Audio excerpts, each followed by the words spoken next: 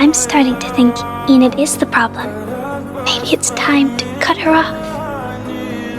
Like a Badfinger. I'm certainly more than ready to be best friends with you. You don't know anything about me. You're just a sycophantic loser that I use from time to time when it's convenient. But we're not friends. I don't even like you.